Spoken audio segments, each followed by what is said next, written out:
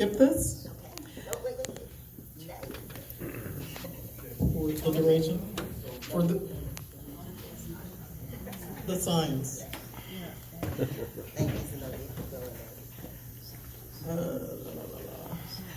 Okay, we are here to have a respectful and constructive conversation, and that includes the folks with the signs.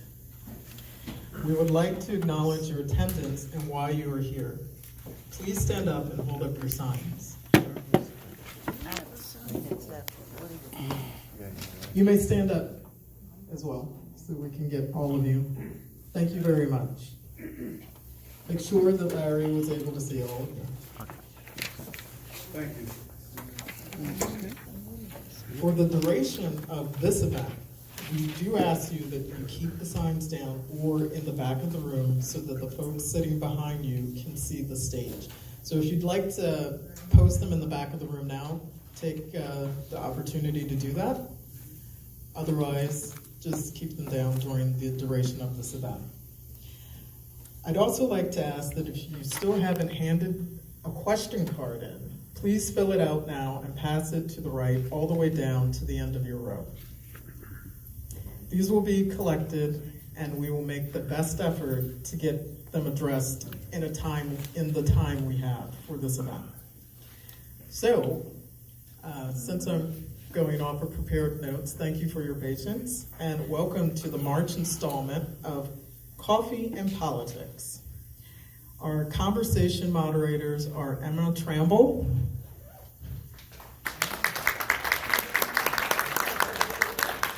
and Connie Greer. Emma Tramble specializes in breaking down complex problems and combining data-driven strategies with common sense approaches so organizations, community members, and voters can take informed action in innovative and effective ways. Through her consulting firm, Wiser Strategy, Emma coaches and consults with local and national social justice nonprofits, foundations, and other agencies to fortify internal services, build coalitions, and win issues, advocacy, and electoral initiatives. A longtime Philly organizer, Emma founded My Family Votes, which focused its efforts in the 2017 election on educating Black voters around the impact of policies and practices of the District Attorney's Office on the Black community. Connie Greer serves as an assistant principal with 28 years of educational experience with the K through 16 realm. She is the founder of the Respect Alliance, a nonprofit organization focused on effective mentoring, parental engagement at home and school, and social justice issues. Connie has served as an adjunct professor of education, criminal justice, and women's studies for Temple University. She passionately serves communities through her ongoing work with youth, adults, and families directly and indirectly impacted by the criminal justice system. Please help me and our moderators in welcoming our guest, Philadelphia District Attorney Larry Krasner.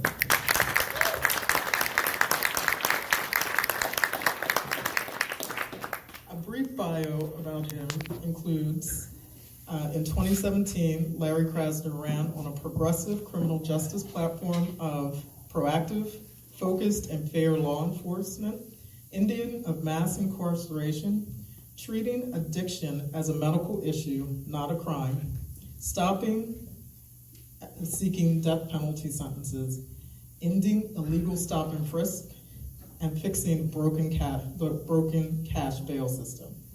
In October of 2017, Larry spoke about his proposed policies at a Coffee and Politics forum. Larry Krasner was sworn into office on January 2nd, 2018. He is often referred to in local and national media as one of the most progressive DAs in the country.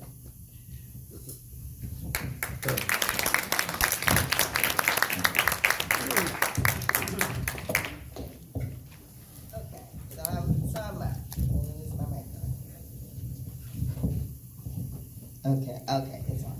So, welcome, Larry. It's been Long time. It's been a minute. Yeah. It's great to see you, Emma. Nice to see you.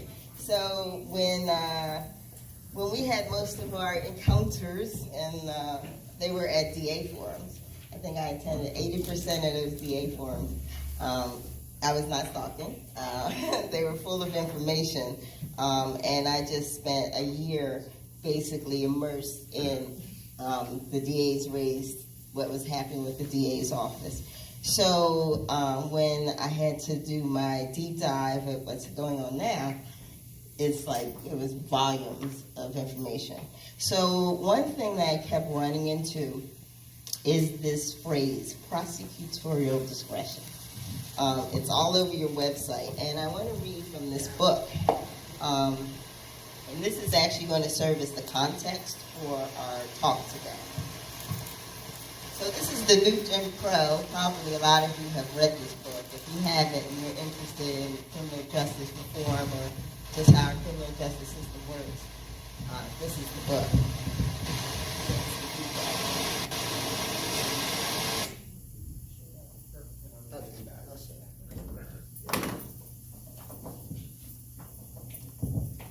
So this is a passage.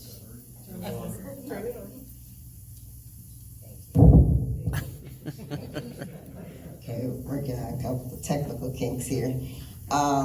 This is a passage actually that jumped out at me a few years ago, and I was like, I think this is a good way to kind of contextualize this conversation. No one has more power in the criminal justice system than prosecutors. Few rules constrain the exercise of prosecutorial discretion. The prosecutor is free to dismiss a case for any reason or no reason at all, regardless of the strength of the evidence. The prosecutor is also free to file more charges against a defendant than can realistically be proven in court, so long as probable cause arguably exists. Whether a good plea deal is offered to a defendant is entirely up to the prosecutor. So is that a fair phrase? I think that, well, first of all, nice to see you all here. And I think Emma should have a talk show. I just want you to know that. And yes, she did, in fact, very closely follow the election. And so I'm looking forward to this. Michelle Alexander obviously is one of the most important thinkers that we have had in the last, 50 plus years when it comes to issues of criminal justice reform. I think she is correct in her description of the part of the process that occurs in the investigative phase, in the charging phase, in the trial phase. There's less discretion. Sometimes when you get past a conviction, there's more control by the appellate courts. But I think that there is no doubt that within the system itself, prosecutors have historically had the most discretion. And that is something that should be continuing for progressive prosecutors. And that is now becoming controversial because you see it's okay when retributive, punitive, lock everybody up and lock some more people up, pro-death penalty, DAs have all the discretion. But somehow it becomes a little questionable when it's Kim Foxx in Chicago, or it's Rachel Rollins in Boston who got sued before she even got into office, or if it is Wesley Bell in Ferguson, or maybe even me. Somehow there's all kinds of questions about discretion when you start to see that power exercised by people who are progressive and are looking in a different direction. So today we like to fill in some gaps. There are a lot of, when you read newspaper articles or you see something, a press conference on TV, you're only looking at like outcomes of whatever happened in court that day or a case. So if you would allow us to, we know probably you can't go a deep dive into cases, but we might ask you like what legally is driving that, like what a term is or something like that. So one question I have for you, in all the varying and numerous articles about you, is that you're often referred to as, lately particularly, the most progressive district attorney in the United States. So do you think that that's a fair, unofficial title, or, what do you think is driving that? Actually that bothers me for a couple of reasons. Number one, I think it undervalues the contributions of a lot of DAs, not all of whom are recent electeds. I mean, if you look at some of the stuff Dan Satterberg, who is actually a Republican, has been doing in Seattle for a long time, such as what they refer to as LEAD, L-E-A-D, law enforcement assisted diversion. The idea of diverting people into programs before they are even charged, that's a really good idea. Dan Satterberg was an old school prosecutor in that office for a long time who eventually took over, but whose view of drug policy was formed very much by the death of his sister, who struggled with drugs her whole life. Stuff he was doing 7-8 years ago was really progressive, and it wasn't necessarily all his idea. A lot of it was actually led by public defenders, but he went along with it, and it has become a national model. If you look at Ken Thompson, who passed away as the Brooklyn DA before Eric Gonzalez took over recently, Ken Thompson was a tremendous progressive innovator. I mean, you can even go back further and look at some of the stuff around integrity that was done by Elizabeth Holtzman, 30 years ago, when she was the liberal or progressive DA in Brooklyn before she went to the United States House of Representatives. So I really don't think it's fair to single me or this administration out, because I think there are too many other people who are contributing and have contributed too much. I stole a lot of my playbook from Kim Fox, straight up. I just saw what she was doing and said, ooh, that's good, I'll do that. I stole some of what we did with immigration from Eric Gonzalez in Brooklyn. I mean, they did it first, we did it later. So I do think that is not accurate. And the other aspect of it is this: I mean, I truly view what's happening in Philly as not being about me. I've said that before, I actually mean it. I truly view what's happening in Philly as partly being the result of two things. Number one, a very, very unfortunate history of the exercise of governmental power from before Frank Rizzo, but certainly from Frank Rizzo on the one hand, and voters who know better. You know? If you add on to that the fact that as I go city to city, I see that we have a more coherent, more cohesive bunch of activists than you will find in other cities. I didn't realize that living here all these years, but I have been traveling and speaking and recruiting new law students, that sort of thing. And the word that I get as I see these other elections around the country is that Philly's special in terms of how the activists interact with each other. It's special in the fact that the city is not too large to make it difficult for them to get together, as can happen. I know that sounds crazy, but that can happen in Houston, that can happen in LA. You gotta travel an hour and a half for people to get together to talk about something. It's a lot harder. I mean, if you even look at something like the fact that many, many years after its heyday, the Philadelphia chapter of ACT UP was the second largest in the world next to Paris. If you look at something like that, I think it speaks to who we are as Philadelphians and that we are a little bit different. So I think there are certain ingredients here, being the poorest of the 10 largest cities, the history of Frank Rizzo, the frankly unacceptable level of power enjoyed by the leadership of the FOP, long traditions of bad things being done. If you look at all that, you look at the doubling of poverty in most sections of the city since the 1970s, the ingredients are here for real change because the institutions just don't get it. Do I think that's all about me? No, absolutely not. Was that too long? No. Because if I'm going too long, you just tell me, I'll shorten it up. Well, thank you. You used the phrase, the word stole. Is that a good word for a prosecutor in the city to use the word stole? Did I use the word stole? Yes, a lot. I just pointing that out to you. In which context? The ideas. Oh. Let me borrow. Well, I kind of see it as an open source type situation. Okay. All right, so one thing that came up in the forum in October was about hiring practices in the DA's office. So you mentioned at that time that some people will leave on their own accord and some won't leave on their own accord. We know what happened a few days after it was all over the news, so we don't want to necessarily revisit that. But one thing that you did talk about a lot during the forums was bringing in an outside group, maybe to evaluate and assess like implicit bias among the employees. Has that happened? So, let me say, I think the answer is yes. We have said yes to a number of academics doing it. I don't know how far along they are in their process. And part of what has to be done to do that well is the collection of data. So we are fortunate in that the Chan Zuckerberg Institute, which is what Mr. Zuckerberg and his wife Mrs. Chan, do with their their large pile of money. They provided us with 2 fellows for 2 years because they were kind of excited about some of the things we were trying to do in terms of gathering data. And those 2 fellows are with us now for 2 years and doing a lot of coding and so on. So I think the correct answer is it is underway. And I think the correct answer is it's underway in 2 respects. We have academics looking at it, but we also have a process of trying to get the data together so we can collect it. There's also some interest from a group called the Arnold Foundation.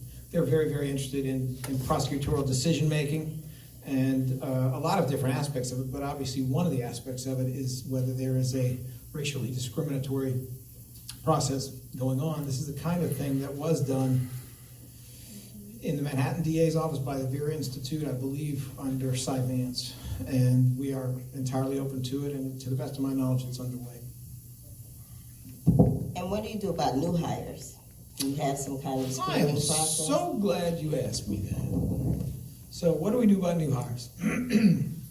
Every year, the DA's office bundles up and goes to look for new hires to be assistant district attorneys. Historically, what that has really meant is they took people from a few feeder schools. The DA's office did not travel very much. If they did, maybe they would go to Georgetown in DC. Maybe they would go to Fordham in New York. They certainly weren't going to Texas. They weren't going to the Deep South. They were not going to California.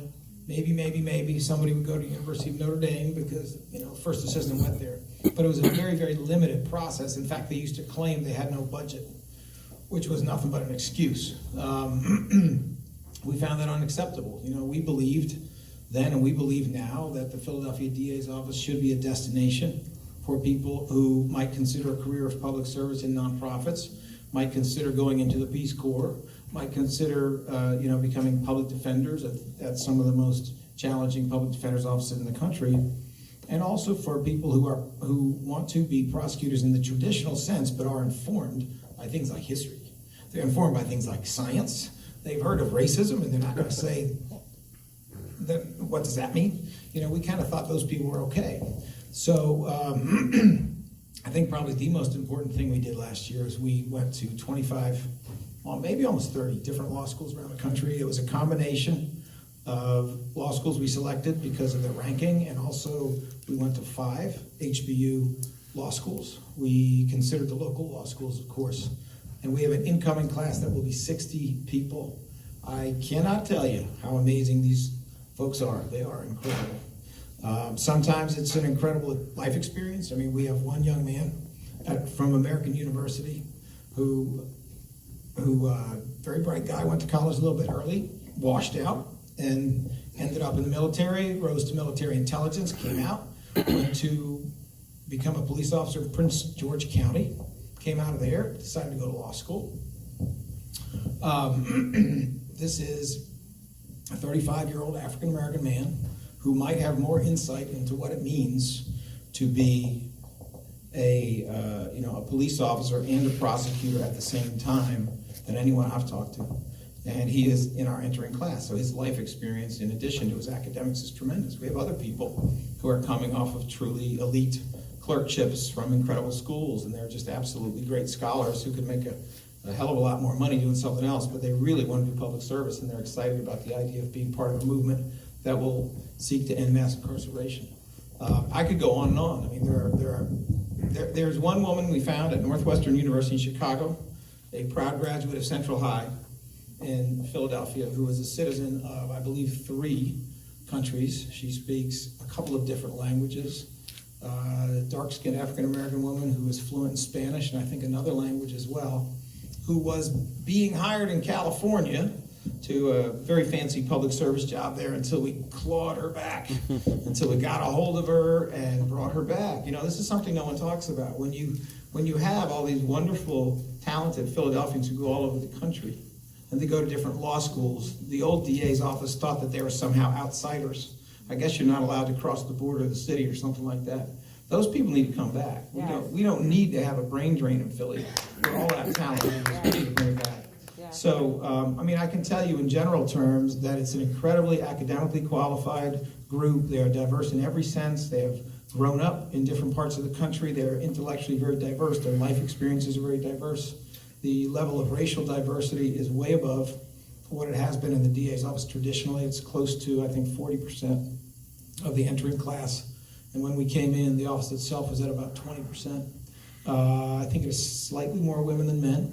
And this is just, this is, to be honest with you, this is my worst nightmare, because these people in 10 years are going to all be leaders, and they're all going to be pushing me out of the way. But that's kind of a good thing, Yeah. if you actually believe in this as a movement, as opposed to believing that they should be quiet little robots so I can just be the incumbent forever. This is a wonderful thing, even though managing leadership is always interesting. All right, so we're weaving questions into our conversation. Thank you. So I'm actually going to talk about two things. One, this event was actually designed to be more intimate. So this is I know the person didn't, it says for staff. So there was a question about why the auditorium is not full. There was an actual push to actually have it very small, and we had a much smaller location. But people go online and they're like, yeah, sure, I'm gonna show up. So we had to move it to a bigger venue. But I really do encourage you to really keep the questions coming so we can weave them into the conversation. Oh, okay, so people are saying they need index cards and pencils, all right? So that person who said for staff, I answered your question. So, here you go.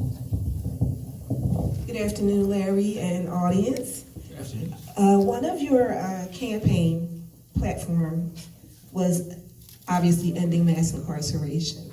And in particular, one of the areas that are most concerning to myself and a lot of people, the juvenile life without parole, which with the advent of Miller versus Alabama has been addressed, and now we have a wave of people who were sentenced at 14 and 15 and 16 years old being released or, coming up to that process.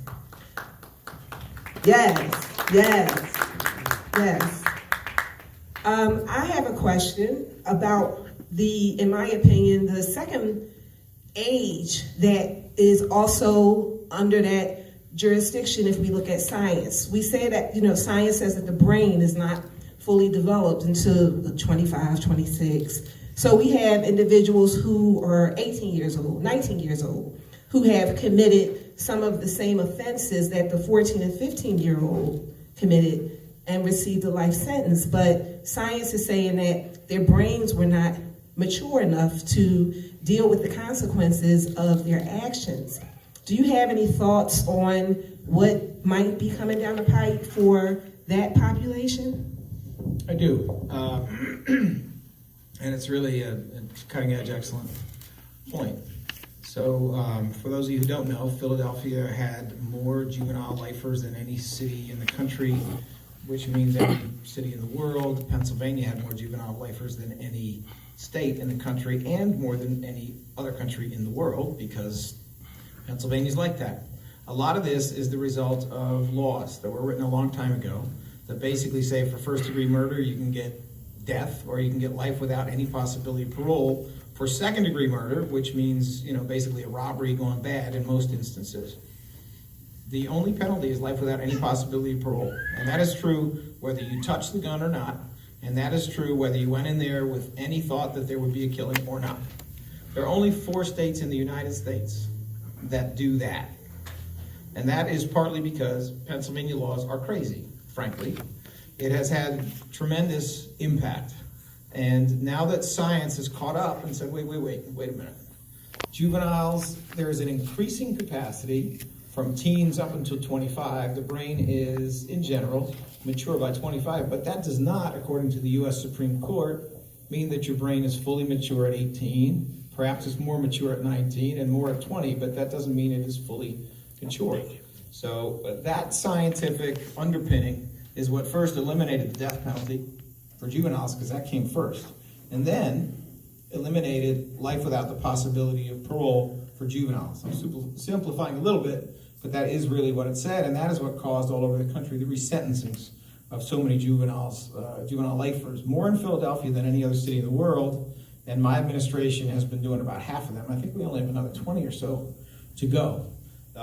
It's a really, really important historical development, and I think it's going to impact criminal justice moving forward in a number of different ways. Let me just touch on that briefly. I'm not going to ignore your question. I'm going to get to your question more specifically.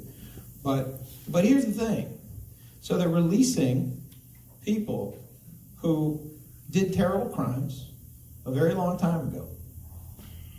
And what are those people doing when they get out? Some of these folks were in jail for 48 years, some for 35, some for 17 and a half, some for 22 and a half.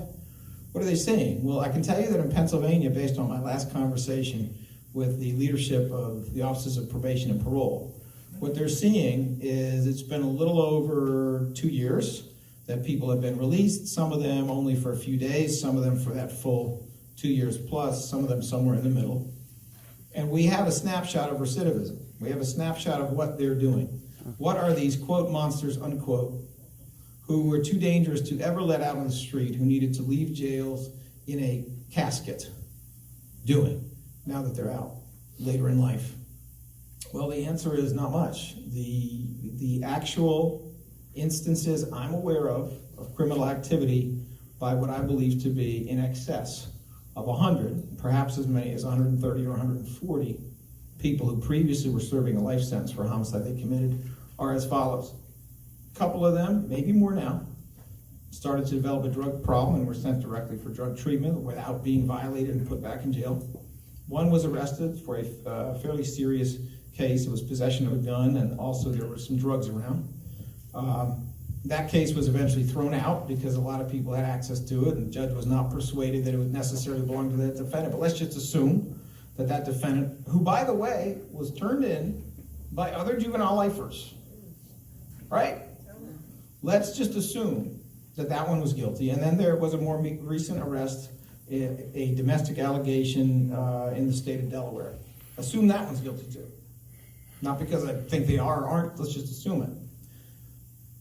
You're looking at a level of recidivism, a couple of people out of 140, for people who've been out an average of a year, or maybe more than a year at this point. You're looking at a level of recidivism that's probably lower than the people in this room, no offense. I mean, I think if we were to go down to Center City on 13th Street on an active Saturday night, and we were to round up 140 people and then watch them for a period of 2 years, you'll probably get more arrests out of that crew. And I say that not to make light of it, but I say that because this is a fundamental point about human nature. The fundamental point is people do terrible things sometimes, but they are not the worst thing they ever did, any more than victims who suffer a terrible crime are not the worst thing that ever happened to them. The story does not end there. People do change, and the science supports this completely. There is an aging out of crime that doesn't happen with every single person, but it is unquestionably scientifically accurate that it does happen, and it happens in sweeping ways. So what I'm saying here is the U.S. Supreme Court allowed the United States an experiment in whether those monsters, as they used to call them, were so dangerous that they could never leave a jail cell, they had to leave in a casket. And when we look at that experiment, it turns out that it was wrong, that life without the possibility of parole never made sense, that the death penalty for people like that, being the only possibility for public safety, never made sense, because the level of recidivism simply is not this emotional, gut, reactive sort of thing that has prevailed. This experience is not all that different than what happened in California. I won't get into all the details, but in California, they were so trigger happy when it came to giving people incredibly long sentences and 3 strikes and you're out and all this nonsense, that they ran out of money. They're stuffing all their jails full of people, and finally the legislators said, well, we got to pay for something else. So they went back and revisited some of their laws and said, all right, for these 3rd strike people, that's just too much time, we're going to let them out. For these other people doing life, we're going to let them out. And then they watched, and it's been years, and they watched, and yes, there was recidivism. But again, the level of recidivism was fairly moderate. And recidivism, by the way, is a very complicated notion. Are you a recidivist if you smoke weed 5 years later and they catch you with some weed? Does that make you a recidivist when you were convicted for homicide? Are we worried about that? As the whole world, accepts it? I think what we're worried about is the person who comes out from an incredibly violent act and commits another violent act. We're not really all that concerned about whether they jump a turnstile. I mean, don't jump turnstiles, but we're not really all that concerned about it. We're concerned about the things that tear apart society, the things that are worth locking up people for, in my opinion. So, that is part of the context of this. But your question went to, what are you going to do for people who are 25 and below? That is something we're working on, and we have, once again, some leadership elsewhere.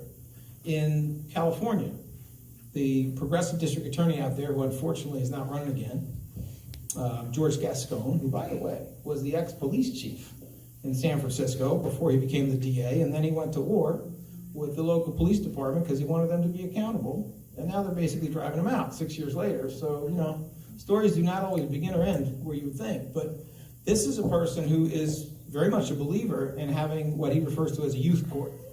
So you take people who are charged with crimes, including serious ones, below the age of 25, and you try to direct more programming, more dealing with trauma, more effort, more opportunity at that group. You show a level of mercy because their brains are not fully developed, and you take seriously what the Supreme Court said, which is that juveniles, and these are not juveniles, but it's the same issue, that juveniles are more capable of rehabilitation and less capable of consequential thinking. More capable of rehabilitation after the crime, less capable of thinking through the crime before they commit it, and therefore they're less culpable.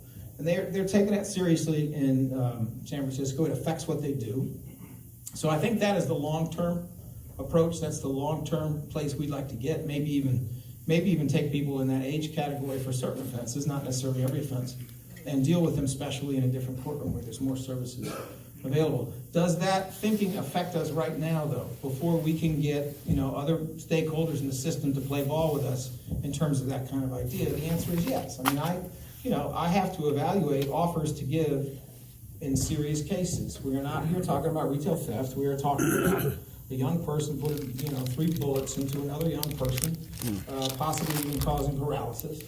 Or we're talking about being robbed with a machine gun. This is a case I had to deal with yesterday.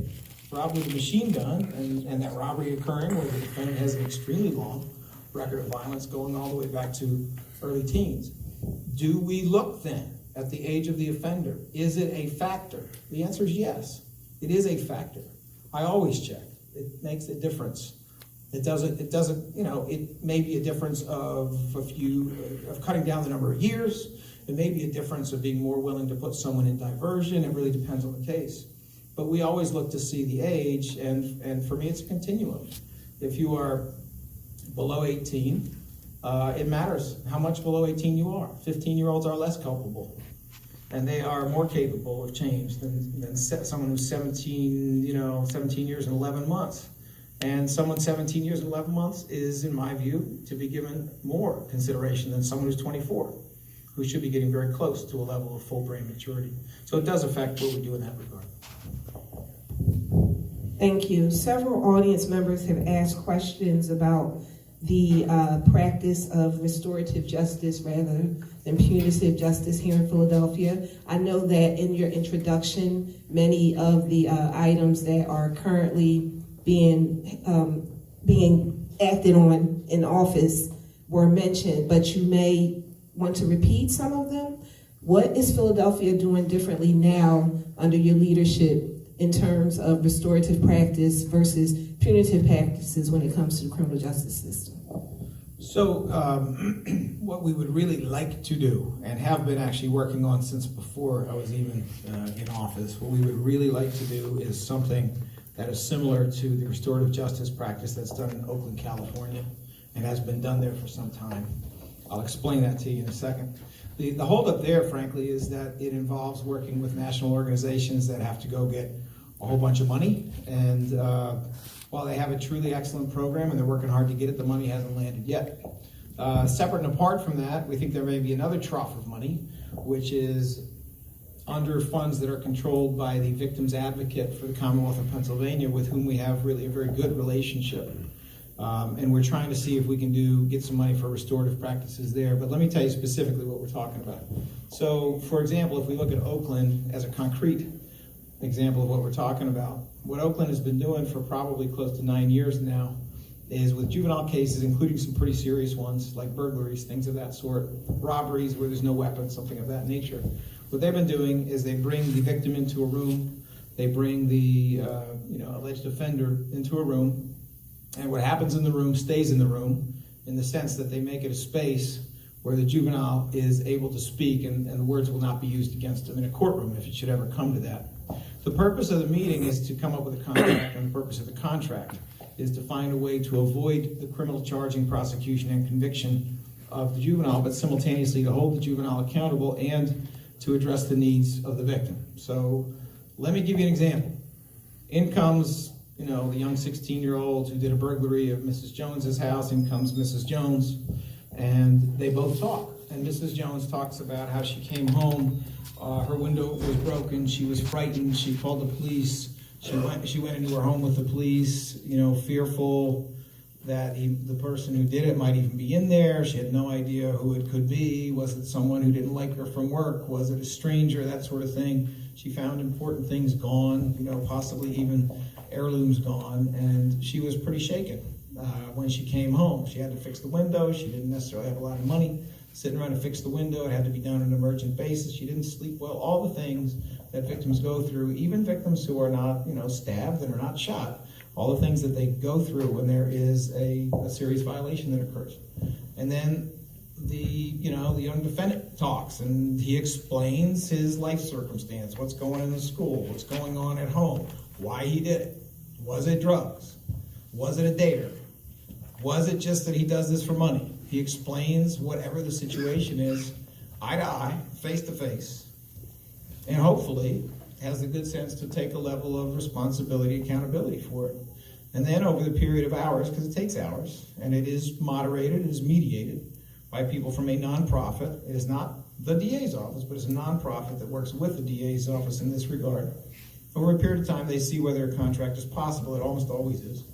And that contract is liable to be things like commitment on the part of the kid to a better level of attendance at school, if that's an issue. Commitment on the part of the kid to other types of care, if that's an issue. For example, if there are psychological issues or there are drug use issues that are driving this. It's also usually a commitment to pay restitution, even if it's a small amount over a long period of time, so that there is that level of accountability to the victim. And very often it is a honing in on a particular skill that the kid has that is now to be used for the benefit of the victim. So for example, and I found this over 30 years of representing criminal defendants. For example, a lot of those kids have artistic skills that are frankly unexpected. So there is an instance of what in California where victim finds out that the kid is a good painter, and she says, well, I want to paint a Tinkerbell because I feel a certain kind of way about Tinkerbell, and I want it to be like, 3.5 feet high and 1.5 feet wide, and I'm going to put it on my wall. Kid went off and did a hell of a Tinkerbell, right? And while that may seem sort of just like a bunch of hippie nonsense and goofy, because it is, after all, California, here's the thing. They did a poll of the victims and survivors who went through this process, and their level of satisfaction was way higher than for people who went through the traditional court process. Which is, having been an attorney in juvenile court, I can tell you that experience often